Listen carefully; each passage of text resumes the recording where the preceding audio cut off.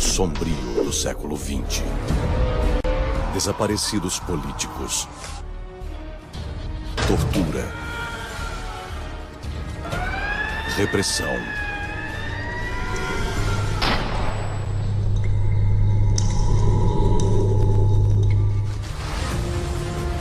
A sorte é que o Brasil tinha guerrilheiros de esquerda que lutaram pela liberdade. Não lutavam por liberdade, isso é mentira. Esses caras, eles queriam botar uma ditadura.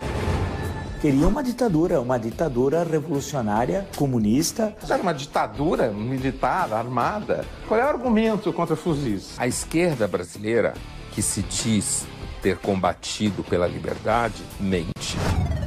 Os guerrilheiros não lutavam por democracia. Galera, nos anos 60, homens e mulheres pegavam em armas para lutar contra a ditadura militar. Isso com certeza você já ouviu falar bastante. A esquerda brasileira, que se diz ter combatido pela liberdade, mente. Grande parte dos professores de história também mente, porque eles também são de esquerda. Nenhum grupo de luta armada defendia a democracia. Nenhum. Você não acha um documento, uma vez, a palavra democracia. Essa ideia de que comunismo e democracia andam juntos, ela não existe, né? O comunismo, ele exige controle, exige ditadura dos cidadãos, né? Eles lutavam para estabelecer uma ditadura pró-soviética. Isso é politicamente incorreto. O que eles defendiam era uma ditadura ou de viés soviético, ou de viés cubano, ou de viés chinês. A ditadura brasileira foi uma lástima, foi terrível, foi um período tenebroso da história do Brasil. Ela só não foi pior do que se a gente tivesse vivido uma ditadura comunista. E aí sim, meus amigos, ia ser um total desastre, né? Porque as pessoas têm que entender que esses septuagenários trambiqueiros que estão aí eram todos os universitários de 68. Todos os envolvidos são septuagenários. Lula, a Dilma, o Dirceu, o Genuíno, o Caetano, o Gil, o Chico Buarque, todos estão nos seus 70 anos. Usufruíram muito do poder, nunca sofreram, Ziraldo, Jaguar, todos esses caras são ícones. Floresceram, viraram heróis e ganharam a credibilidade e o prestígio que meio que indevidamente conseguiram por causa desse contexto histórico de difamação e de uma narrativa. Lutamos contra a ditadura. Você tem que parar. Isso é cala a boca. Isso é uma imoralidade. Você não pode falar isso. Você era a favor de Cuba. Você é amigo do Fidel Castro. Você engole esta língua. Você não tem moral de... Quem é amigo do Fidel Castro não tem moral de pleitear porra nenhuma. Eles se mostraram a canalha que são, ladrões, fanáticos, imbecis, imunes a tentativa e erro. Muitos deles, os que amadureceram, os que envelheceram e amadureceram, eles olham para aquela época e pensam, bom, que bom que a gente não ganhou. Que bom que nós não fomos vitoriosos. O Fernando Gabeira fala isso, o José Serra fala isso, o Aloysio Nunes também, né, que foi motorista do Marighella, fala isso. Tanto que se você pegar todos os manifestos, todos, não há um que fale em democracia. Nenhum. O Ação Popular, também conhecido como AP, que inclusive o José Serra participou, defendia com todas as letras: vamos substituir a ditadura da burguesia por uma ditadura do proletariado. Então, imaginem vocês se eles fossem vitoriosos, se a gente tivesse uma ditadura do proletariado no Brasil. Ela não deu certo nem na Alemanha. Os alemães que conseguem fazer tudo de forma eficiente não conseguiram fazer um governo comunista. Será que no Brasil daria certo? Não deu certo no Chile, não deu certo em Cuba, não deu certo... A gente teve mais ou menos 60 experiências comunistas no século XX. Todas resultaram em fome e em ditadura. Será que no Brasil ia ser diferente?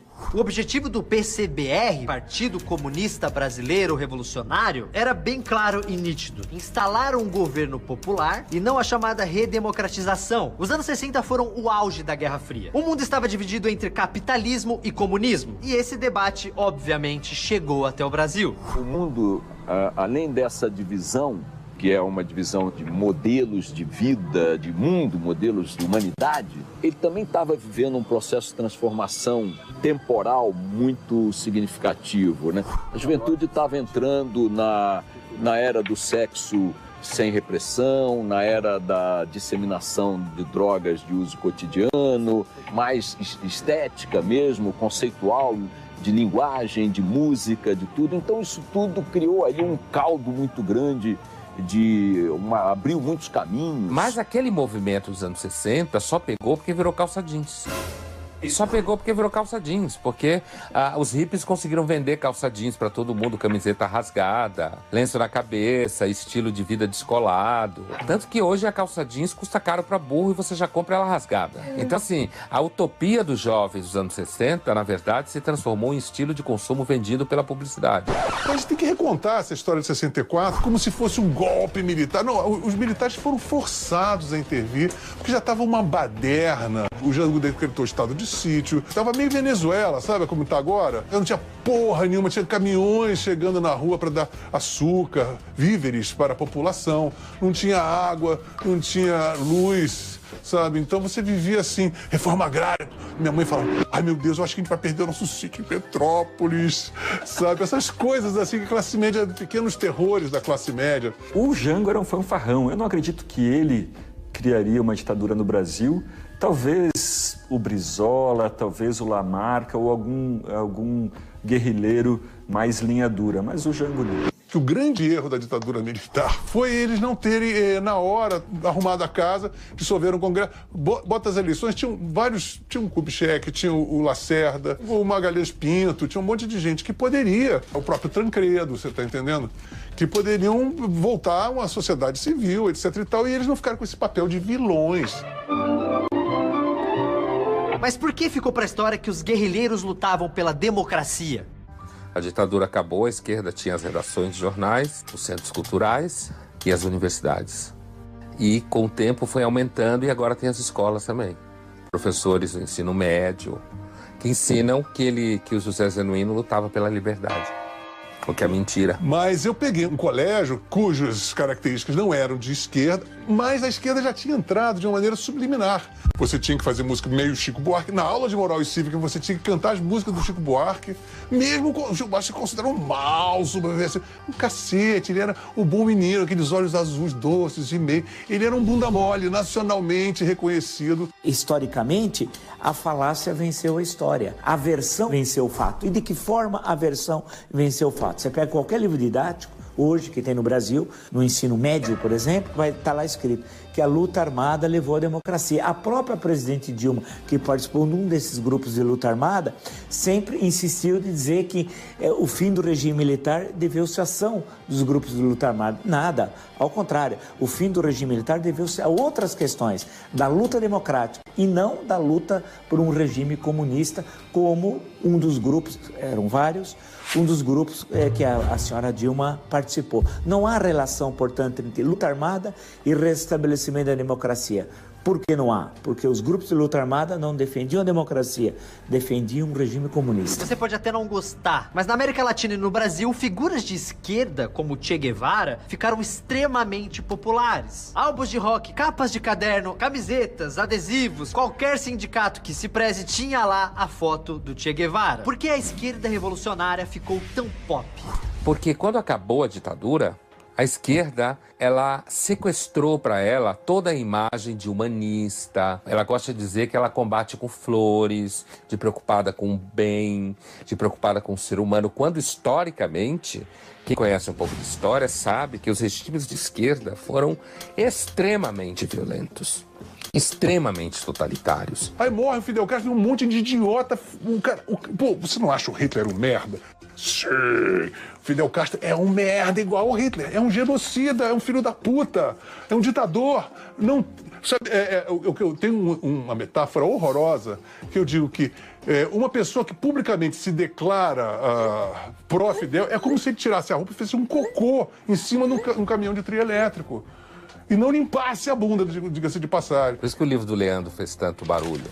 E no começo a reação sempre foi super negativa ao livro dele, por parte dos historiadores, eu quero dizer. Porque, por exemplo, certas figuras ficaram conhecidas e construíram um mito de si próprio.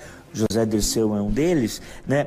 Ele nunca participou, efetivamente, de nenhum ato de luta armada, que ele é preso num congresso estudantil em 68, em Ibiúna, no interior de São Paulo, tal. E depois vai para um exílio em Cuba, etc, tal, volta ao Brasil de uma forma não muito esclarecida, depois vai para um alto exílio no oeste do Paraná, também não muito bem explicado, uma situação toda muito estranha, mas construiu a vida como se ele fosse um defensor das liberdades. Nunca foi.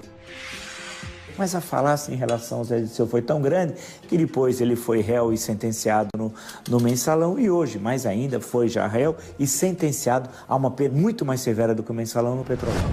O que combatentes da guerrilha no Brasil queriam? Eles queriam destruir uma ditadura que representava interesses americanos, porque eles queriam transformar o Brasil numa grande Cuba. E este palhaço do trágico será no futuro um pesadelo, a lembrança de uma época sem saudade. Os ditadores nunca fogem ao seu destino. Pensar, senhor presidente, que por pouco o Brasil não foi uma Cuba grande. Como esta vergonha grande. Fidel Castro é a buena dicha mais fácil da história. Portanto, a esquerda estava se preparando para tomar o controle no país mesmo. No contexto de Guerra Fria, os Estados Unidos não podia, a partir dos seus interesses, deixar que isso acontecesse no seu quintal. Num continente que as pessoas podem chegar, em tese, andando, a pé. Ou podem chegar de barco, numa canoa, certo? Porque lutei contra a ditadura militar, as pessoas têm que entender que esse núcleo que diz que lutou contra... Eram todos treinados em Cuba, e treinados na China, ou na União Soviética. O Anselmo Góes foi treinado um cara líder, estudante treinado na União Soviética, o Dirceu foi em Cuba, pessoas foram o Genuíno veio da China, é maoísta. Não, eu acho que a esquerda é um fetiche do capitalismo. Né? Eu acho que ela já surgiu assim. Não é à toa que surgiu em lugares muito ricos, como Inglaterra, Alemanha, França. Era fetiche do capitalismo, assim. É o burguês que gosta de pensar que é legal. Se teve alguma qualidade da ditadura brasileira, foi ter nos afastado de uma ditadura comunista. Talvez a gente tivesse até ter um feriado nacional no Brasil para comemorar o dia em que a gente se livrou de uma ameaça comunista. A esquerda, ela é um grande caso de sucesso de marketing. Eu tô no cassino comendo puta e ouvindo Foxtrot. Eu tenho uma ideologia da contra-realidade, essa que é a verdade.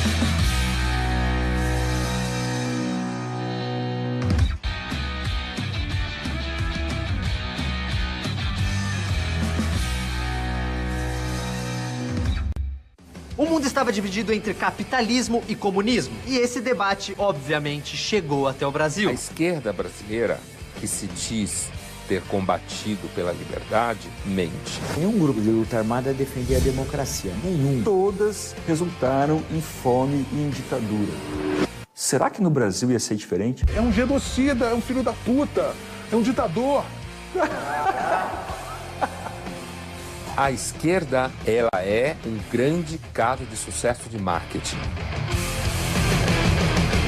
Por exemplo, se você pegar o movimento inicial do Fidel e do Che Guevara, em Serra Maestra, com aquela barba, com aquela mochila, com aqueles fuzis subindo aquela serra para derrubar um regime corrupto, escroto como o do Fulgêncio Batista, não tem jovem que não acha aquele momento maravilhoso. O que aconteceu depois foi horrível. Mas, cara, eu tô lá subindo a Serra Maestra de barba comprida, eu não tô no cassino do Fulgêncio Batista comendo puta e ouvindo Foxtrot. Eu tô na serra, barbudo, de fuzil na mão. As pessoas que acham que não tem diferença de esquerda e direita não deviam dirigir automóveis, né? Porque... Nenhuma ideologia dá conta da realidade, essa que é a verdade. Elas não dão conta da realidade. Então você acaba ficando, eu acho que acaba ficando assim com uma posição de execrado, à esquerda, à direita, porque na verdade você percebe que essas convicções plenas, elas são totalitárias na sua essência. Está numa ditadura militar, armada. Qual é o argumento contra fuzis? Então tu vai julgar agora que as pessoas... Tinha gente sendo presa, torturada, jogada de avião, censura, um horror, né? Roubalheira sem liberdade de imprensa. Então, vai julgar agora, tantos anos depois, qual era a melhor coisa, se esses caras deviam ter feito isso ou não, por que fizeram, não fizeram, isso aí já foi. Assim, todo mundo já entendeu o que aconteceu. Brasil, o país da repressão.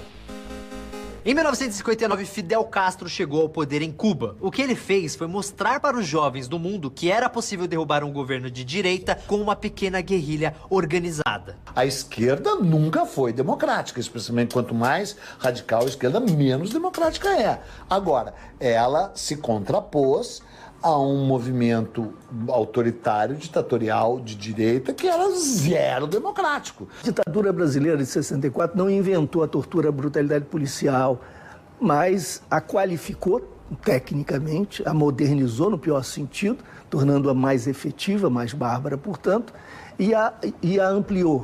Passou a operar dessa forma também relativamente a outros atores sociais. Mas a tortura em larga escala é durante o período, a partir da promulgação do AI-5 em 13 de dezembro de 1968.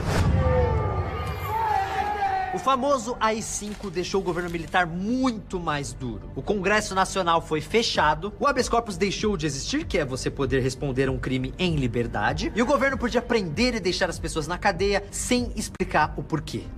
Em 1971, o deputado cassado Rubens Paiva teve sua casa invadida por 6 militares armados. No quartel da Aeronáutica foi torturado até a morte. Seu corpo nunca mais foi encontrado. Quer dizer, imagine a situação, você está em casa num domingo, de repente seu pai é levado pela polícia e você nunca mais recebe notícias dele.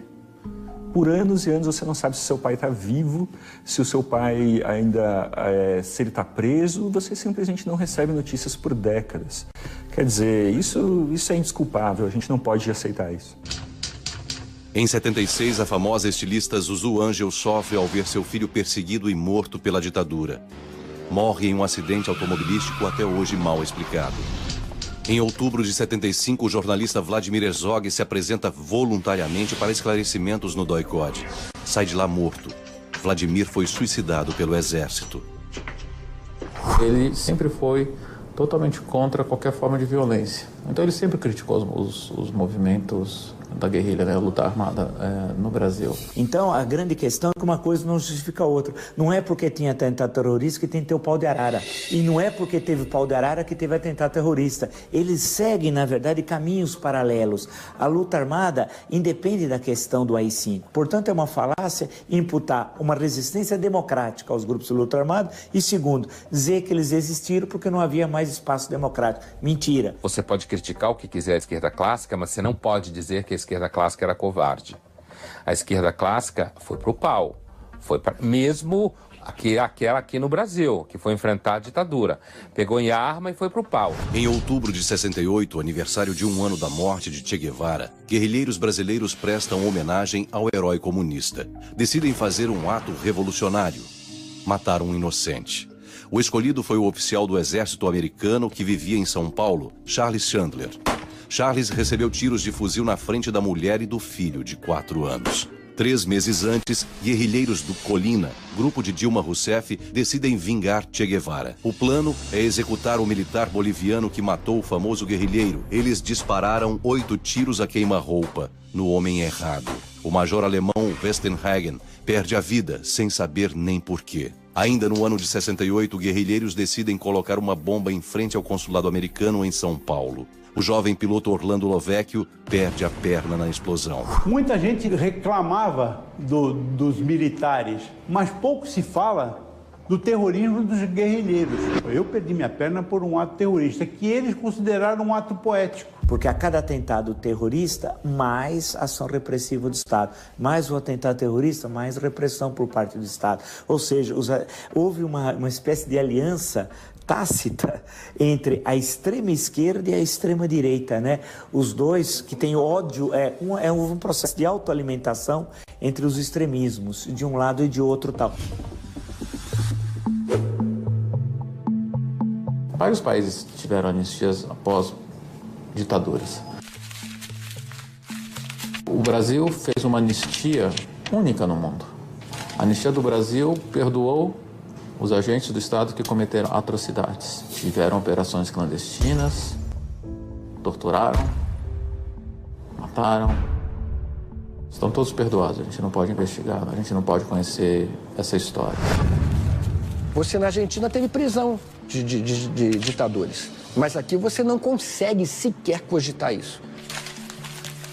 Se você leva em consideração de que a tortura é crime contra a humanidade e que essas pessoas, como, por exemplo, o Ustra, cometeram crimes contra a humanidade, então deveriam responder. Porque a anistia foi um acordo em que se passou a mão, se anistiou também os criminosos.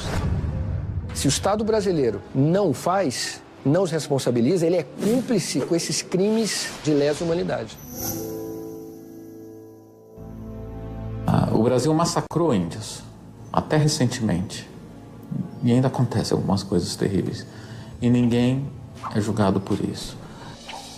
A tortura, infelizmente, é uma prática no Brasil. Primeiro, durante a escravidão. É bom lembrar que o Brasil foi, no mundo ocidental, o último país que aboliu a escravidão em 1888. E a tortura, os castigos corporais foram abolidos alguns anos antes da abolição, antes do 13 de maio de 88 e tal. E ninguém nunca foi punido por isso. Você tem a ditadura varguista, você tem toda uma escola de tortura, porque a repressão à rebelião comunista instituiu em larga escala a tortura, né? O número de presos era tão grande que não cabia nos presídios existentes. Era necessário até colocar navios, havia navios onde você colocava presos, tal. A tortura é uma opção ético-política. Essa opção está orientada pela concepção de que o outro, aquele que pensa diferente, aquele que se opõe ao regime ditatorial, é o inimigo. E o inimigo deve ser eliminado, porque a concepção é guerreira, é bélica. Então, na tortura não se busca apenas a informação, se busca também a humilhação do outro, se busca a desconstituição do outro como ser humano. O meu medo é você dizer, bom, a ditadura passou, o que a gente vive agora é uma democracia. E por ser uma democracia, os expedientes utilizados na ditadura não serão mais aplicados. Isso não é verdade. É que quando a gente fala desse passado e desses momentos terríveis, a gente não está simplesmente falando do passado, a gente está falando muito do presente. Infelizmente, a gente não tem um bom conhecimento dessa época, né? Isso não é ensinado nas escolas, e isso está voltando. Durante a ditadura, em torno de 450 pessoas foram mortas em 21 anos. A Polícia do Estado de São Paulo vem matando, em média, 800 pessoas por ano. No Rio de Janeiro, por exemplo, de 2003 a 2015, houve 11.343 mortes provocadas por ações policiais. Sendo que a maioria delas são jovens, entre 18 e 30 anos, eu acho, e moradores da periferia, da raça negra ou parda. De vez em quando eles fazem a besteira de matar uma pessoa de uma área nobre de São Paulo, branco, e aí é maior encrenca. Aí a coisa se complica. Isso não é eu que estou falando, isso é um fato. Então, o jovem gosta de estar na rua, gosta de festejar, gosta de estar com seus amigos, é perigoso. O principal perigo é a polícia. O calendário das delegacias e dos batalhões não virou. Ele continua nos anos 60, continua nos anos 70. Você continua tendo denúncias de tortura, de execuções extrajudiciais, de desaparecimentos, como foi o caso, por exemplo, notório do Amarildo, lá no Rio de Janeiro, né? Lá na favela da Rocinha. A Polícia Militar não é polícia. A Polícia Militar é um exército de ocupação, e você pode ver isso historicamente, que veio em determinado momento para ocupar, acabou ficando, né? Nós aprendemos que ou a segurança existirá para todos ou não haverá para ninguém. Isso significa as polícias, as instituições do Estado têm de respeitar a legalidade constitucional, ou seja, os direitos humanos, porque eles são afins, eles são coerentes entre si. No Brasil hoje morre mais gente pela polícia do que morrem pessoas na guerra da Síria. Essa ideia de que o milagre econômico só beneficiou os ricos, que todo professor de história ou de geografia gosta de repetir na escola, ela não é bem assim. Se está na mão do Estado, se está na mão do setor privado ou dos deuses, estou cagando. Foi muito parecido com o governo Dilma.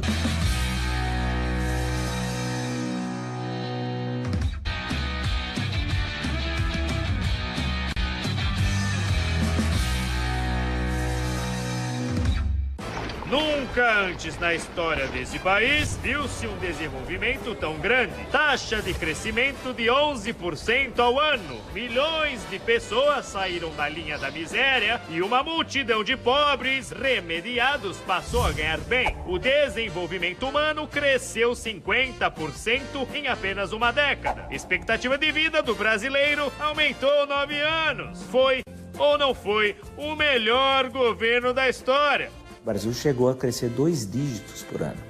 10, 11, 12, 13%. Quer dizer, é uma loucura. Muita gente desdenha o milagre econômico, falando, cresceu o bolo, mas não dividiu. Isso é mentira. A ditadura promoveu o milagre econômico.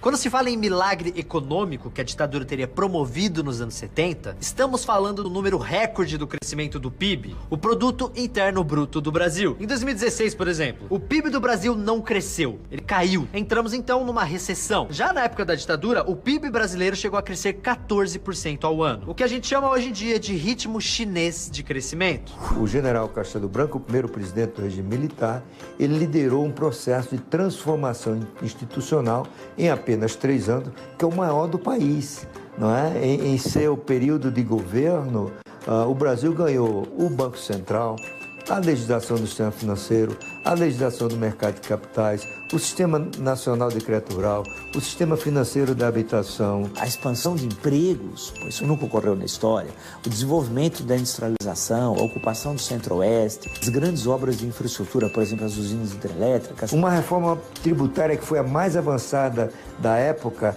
mais avançada do que alguns países da Europa. O Brasil é um dos pioneiros na introdução da tributação do consumo pelo método do valor agregado, que o Reino Unido não existia ainda. O FGTS, que eu faço questão de destacar, foi fundamental para os trabalhadores, porque antigamente o sujeito trabalhava na empresa, a empresa falia, ele ficava sem nenhum direito, porque a massa parlamentar ia ficar esquecia. Fundo de garantia não. Todo mês, 8% é depositado na conta e ele sabe que ele recebe o extra. Isso é do regime militar. Que conquista fundamental. Alguém ia falar nisso? Zero. E de 1968 até 1973, o Brasil cresceu a um ritmo chinês de hoje, 11,1% ao ano.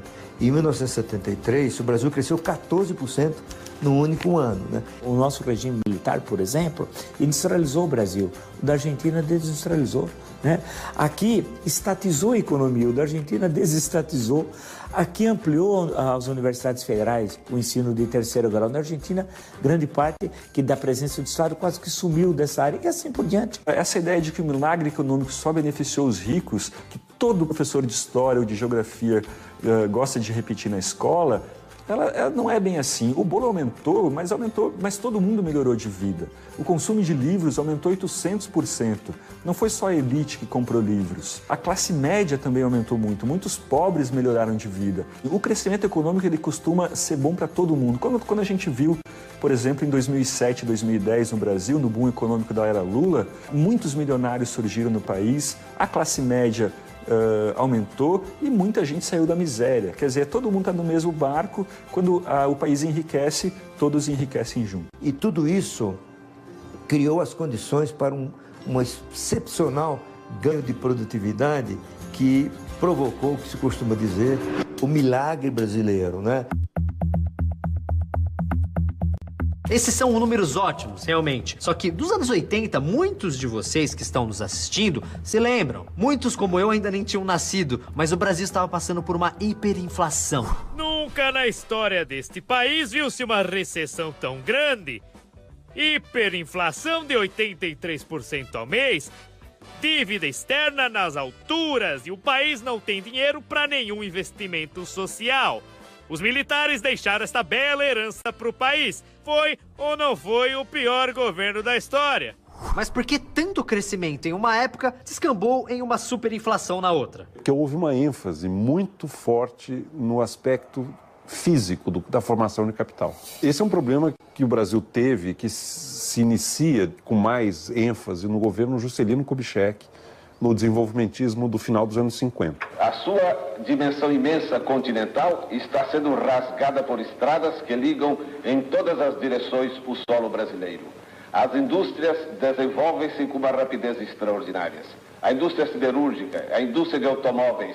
A ideia de que o país se tornará moderno e avançado e desenvolvido e rico, se urbanizar, se industrializar, se trouxer a indústria automobilística, se fizer rodovias, grandes planos de desenvolvimento da indústria siderúrgica e tudo mais. O Geisel fez 440 estatais em 4 anos de governo, cada uma por semana. Então Então pegava dinheiro para o Estado, aplicava em tudo quanto era negócio que parecia bom, porque era uma farra de dinheiro estatal, e supondo que o crescimento do mercado interno ia ser grande, que não ia acontecer nada com a globalização. Aconteceu que o mundo global cresceu, o mercado interno, esses investimentos não se mostraram rentáveis, o Brasil entrou em crise. O governo Geisel foi terrível na economia, encheu o Brasil de estatal, assim que foi muito parecido com o governo Dilma. Não é à toa que tem um texto do Guido Mantega elogiando os projetos econômicos do governo Geisel. Então, muito do que a gente teve do Brasil de ruim, de inflação nos anos 80, isso tudo veio da ditadura. O PIB do Brasil passa, pós-regime militar, a ter um comportamento muito pior do que o século anterior, muito abaixo da média global e indo para uma economia decadente por causa desses investimentos contra a globalização. O aspecto mais fundamental do desenvolvimento é o capital humano. É educação fundamental, é saúde pública, é prevenção de doenças, é redução da mortalidade infantil. E nós deixamos muito para trás, e o regime militar agravou essa tendência. Uma ênfase desmesurada em formação de capital físico, sem uma contrapartida de formação de capital humano. A desigualdade agrava muito isso, porque as famílias de menor renda não têm como investir na formação dos seus membros mais jovens e sequer têm a percepção de como a formação educacional será relevante para o futuro dessas crianças e desses jovens. Então é um ciclo que se agrava, porque uma geração não é capaz de corrigir as deficiências, as deformações da geração que a formou anteriormente. Não é um problema de privatizar. Estou cagando para ter 50 mil empresas públicas, desde que elas funcionem. Não custe mais do que deveria custar, não ganhe mais do que deveria ganhar, não pague mais do que deveria pagar. Se está na mão do Estado, se está na mão do setor privado ou dos deuses, estou cagando. Eu quero é pagar o meu imposto e ter o retorno compatível com o que eu fiz, com o que eu paguei. E hoje o Brasil tem um dos piores sistemas tributários do mundo. Eu acredito que se naquela época o sistema tivesse nascido de um debate democrático, ele seria mais sólido e resistiria mais à pressão dos interesses localizados, dos grupos corporativistas, né? Portanto, a democracia, ela gera mais dificuldade de aprovar certas medidas, mas uma vez aprovadas, elas são muito mais sólidas. Portanto, é melhor aprovar pela democracia do que pela facilidade da ditadura. Se compararmos os números do regime militar no Brasil, teremos então uma ditadura ou uma ditabranda? Ditabranda? Foi o que houve no Brasil? Pergunta pra mim isso. A ditadura brasileira foi mequetrefe. É difícil achar uma ditadura militar que tenha matado menos que a brasileira. Acho que ele foi só infeliz ali, um pouco foi querer ser engraçado, caricato e fez uma merda.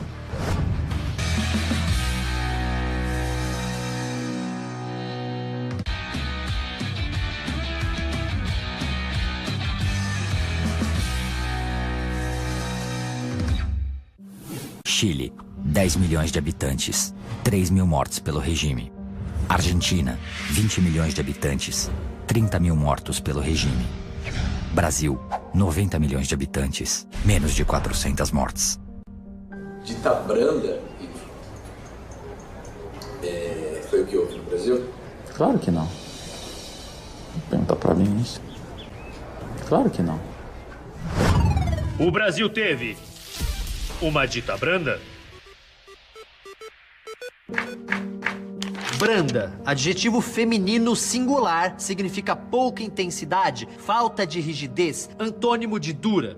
Se compararmos os números do regime militar no Brasil, teremos então uma ditadura ou uma ditabranda? Nós temos distinções nítidas entre os danos que a ditadura chilena produziu e a Argentina produziu, e aqueles no mesmo terreno produzidos pelo Brasil, pela ditadura brasileira, que sem dúvida fez menos vítimas, né, do ponto de vista dos assassinatos e tudo mais, comparado aos números argentinos. E criada a proporção, observada a proporção do contingente populacional lá, foi uma coisa de louco. A nossa ditadura não foi tão sangrenta quanto a de Argentina e Chile. ou mesmo a paraguaia. E é verdade, a nossa ditadura não foi tão sangrenta quanto a de Chile, Paraguai e Argentina. A gente não teve voos da morte, a gente não teve Pinochet, a gente não teve Stroessner. É difícil achar uma ditadura militar que tenha matado menos que a brasileira. Se você for comparar com grandes ditadores do mundo, o Stalin, o Hitler e tal, a ditadura brasileira foi mequetrefe. Acho que não passa pela questão de ser ou não ser uma ditabranda. Acho que a questão central é entender as características dos 21 anos do regime militar.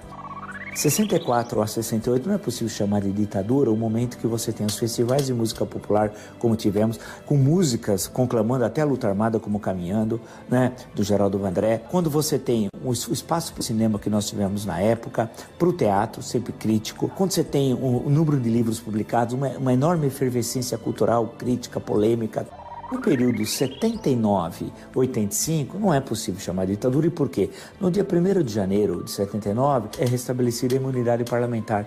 Não é possível ter ditadura com imunidade parlamentar. Isso é óbvio, né? Em seguida, em agosto do mesmo ano, vem a anistia. Essa anistia aos presos políticos, banidos, caçados, exilados, trouxe ao Brasil milhares de perseguidos pelo regime militar e que tiveram vida normal, vida plena aqui. Você não pode chamar isso de ditadura quando as eleições de 82, nos principais estados da federação, São Paulo, Minas e Rio, ganhou a oposição. E não só como ganhou, como levou. Franco Montoro em São Paulo, Tancredo Neves em Minas Gerais e Leonel Brizola no Rio de Janeiro. E lembrar que o Brizola era considerado pelos militares o seu grande adversário e tal. Por outro lado, 68, 78, durante a vigência do Adson Amusim, aí você pode chamar de ditadura que o poder que foi dado ao presidente da República era enorme, de caçar mandatos, de relação aos habeas corpus, fim da imunidade parlamentar, etc, etc. Em 2009, a Folha de São Paulo usou em um editorial o termo ditabranda para se referir à ditadura que rolou no Brasil. E é óbvio que ia dar treta. E deu treta. A galera foi lá cobrar a Folha. O que a Folha de São Paulo tentou fazer, na verdade, na minha opinião, foi exatamente isso, uma revisão, um processo revisionista. Essa besteira que a Folha de São Paulo falou foi pelo seguinte, que no Brasil só mataram 450 enquanto mataram 10 mil na Argentina. Posso dizer uma outra coisa, a ditadura do Brasil foi uma ditadura muito mais eficiente, porque ela tinha mais inteligência por detrás e matou as pessoas-chave. Ela atacou o jornalismo de maneira muito forte, os líderes dos movimentos de guerrilha, né? Então ela foi uma coisa mais cirúrgica, né? O editorialista e disse para ele escrever novamente para expressar o mesmo tipo de intenção ou de ideia, ele não lançaria a mão dessa palavra, desse neologismo. Não creio que nem mesmo ele pretendesse reduzir o que foi a ditadura no Brasil, especialmente à luz dos cadáveres que ela acumulou, empilhou. Nem da tortura, nem das prisões, nem dos sequestros. Ninguém relativizaria isso. É como você dizer que matar uma criança é um assassibrando, porque o assassinato mesmo é quando mata 3, entendeu? Então, acho que ele foi só infeliz ali, um pouco foi querer ser engraçado, caricato e fez uma merda.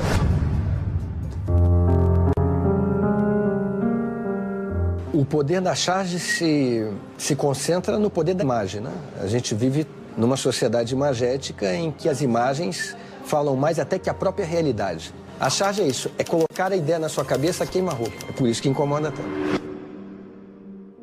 O jornalista Ricardo Boechat falou em compararmos proporcionalmente os números dos mortos na ditadura do Brasil com o da Argentina. E a gente comparou. Se o número de vítimas da ditadura brasileira for proporcionalmente igual à da ditadura da Argentina, no Brasil, no lugar de quase 400 mortos, teríamos tido mais de 100 mil vítimas. Afinal, o Brasil teve uma ditadura ou uma ditabranda?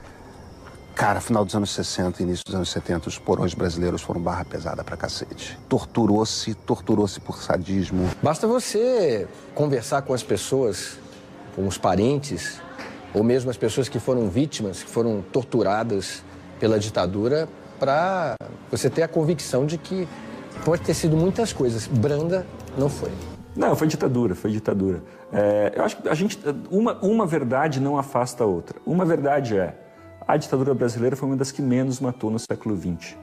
Isso não afasta a outra verdade de que ela foi sim uma ditadura, foi cruel e exterminou muitas pessoas que deveriam ter seus direitos resguardados. E eu não vejo nada de brando você torturar por dias e dias, violentar mulheres, dar choque nas pessoas, nos seus órgãos genitais. Eu queria que o cara que escreveu isso passasse por uma sessão de tortura. Foi uma sessãozinha branda.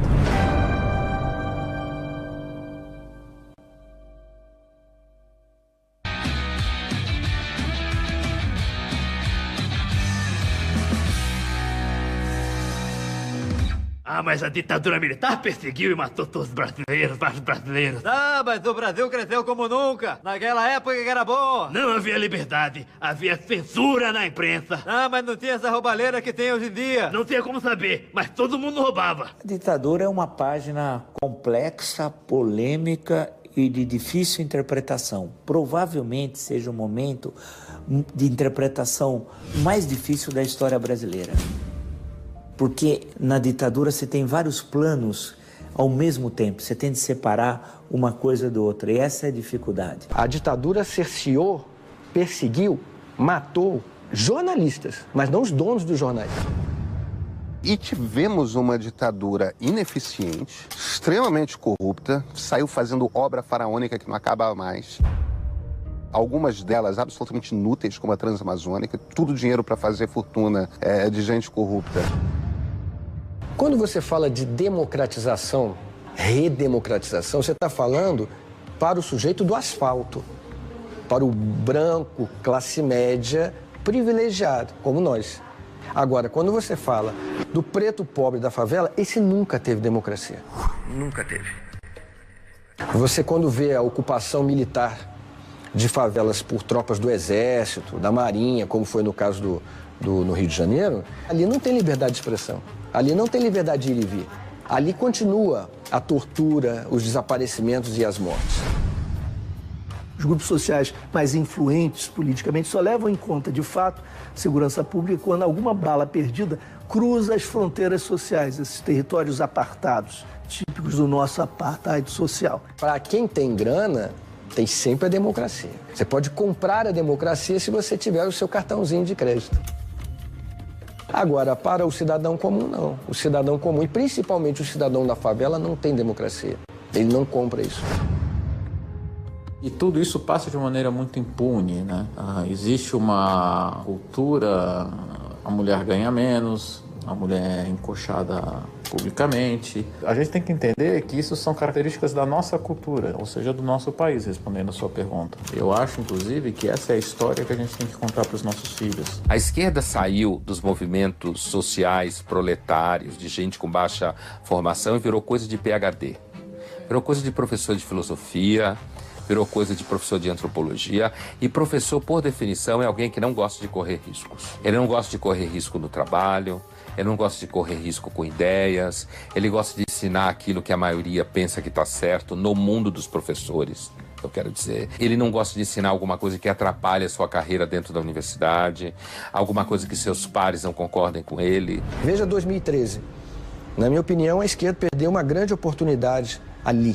Você sabe que em história não tem espaço vazio, alguém ocupa. E quem ocupou? Os coxinhas, né? Os coxinhas reaças ocuparam, eles pegaram gosto para ir para a rua. Mesmo com pautas idiotas, imbecis, pedindo volta dos militares e não sei o quê, bababá, mas de qualquer maneira eles pegaram gosto. Eu fiz parte dos 50 do MASP, foram 50 pessoas no final de 2014, quer dizer, eu já venho a passeatas há um tempão. São cunhos completamente diferentes. A passeata popular, realmente, que bota milhões na rua, tem um cunho completamente pacífico, né? Que eles querem dizer, extrema-direita, militarista. Pô, tem uns babaca lá, militarista, mas não é todo mundo, não. Agora, a esquerda que queima ônibus, que acaba com todo mundo, isso aí são manifestantes, né? Manifestantes. Por outro dia, na Fiesp, os caras jogando morteiro em cima dos guardas, os guardas com busca-pé, né? Porra, sabe? Qual é? Eu lembro, logo depois dos movimentos de 2013, de junho de 2013, começaram a ter alguns movimentos pró-ditadura. E um colega seu, um jornalista, veio falar, o que você acha disso? Eu falei, eu acho ótimo. Isso é a coisa mais importante que tem que estar no nosso sangue. A principal virtude da democracia é a diversidade. É você pensar diferente do outro. Se eu te pedir uma palavra de ordem sobre 2013, cada um vai dizer uma, eu diria que é respeito. As pessoas foram para a rua para dizer que querem ser respeitadas. Por quem? Quem é o antagonista daquelas pessoas? Por que milhões de pessoas foram para a rua? Sem partido, sem bandeira, sem discurso, sem liderança. Por que elas foram para a rua? Foram movidas, se não era um discurso, se não era uma bandeira, não era um partido. Era um sentimento. Que sentimento sintetizava aquilo ali? Respeito, pô. Para de me sacanear, para de me roubar, para de me explorar, para de abusar de mim, entendeu? Mas ao quebra-quebra minoritário de orelhões, vitrine de lingerie, banco e cacete, aquilo roubou a discussão política que poderia perdurar a partir do ato de massa. Virou barababá, se a polícia bateu ou não bateu, se a Sininho era uma heroína ou uma idiota, e por aí vai. Eu acho que aquele momento teve uma morte precoce, acelerada, causada por esse tipo de priapismo juvenil. Pronto, é por aí mesmo, entendeu? Não nos faltam eleições. Nós temos uma a cada 2 anos e a merda parece que só piora. Então, você vai começar a ter que discutir se o voto perdeu o seu poder de interferência na construção, na mudança da realidade. Eu acho que ele perdeu assombrosamente. Ele virou um documento de validação, de legitimação de um status quo. A única estrutura que ele tem ainda para ele trabalhar é através dos partidos. Mas essa instituição, o partido, ela está obsoleta. É a mesma coisa que você querer andar de carroça numa rodovia de 3 pistas. O carro vai passar por cima, a carroça não atende. Vão te passar por cima. O Brasil tem 35 partidos e não tem nenhum. Não dá. Com isso, não funciona o presidencialismo, não funciona o parlamentarismo, nada vai funcionar. Queremos ter 4 ou 5 partidos que sejam, de fato, correntes de opinião relevantes para o debate brasileiro. Não adianta ter 35 e não ter nenhum. O último que prometia ser um partido e que ruiu foi o PT. O PT ruiu. Se a gente se preocupar com o nosso país, com a nossa cidade, com a nossa sociedade a cada 4 anos, dá no que dá. No Brasil, você vive de um futuro que nunca chega. E você renega, esquece, trabalha para o esquecimento do passado. O que eu percebo, por exemplo, quando a gente vai falar de ditadura militar, é o argumento de que já passou, temos que virar a página. Tom Jobim que tem razão, o Brasil não é um país para principiantes. Para entender o Brasil é muito complexo e o momento mais difícil de entender o Brasil, desses mais de 500 anos de história, são os 21 anos do regime militar. Bem, com certeza foi um período muito complicado da história do Brasil, mas o importante é que hoje em dia, pelo menos, temos a democracia. E temos que agradecer o fato de termos a liberdade para estar aqui debatendo esse assunto livremente. É isso.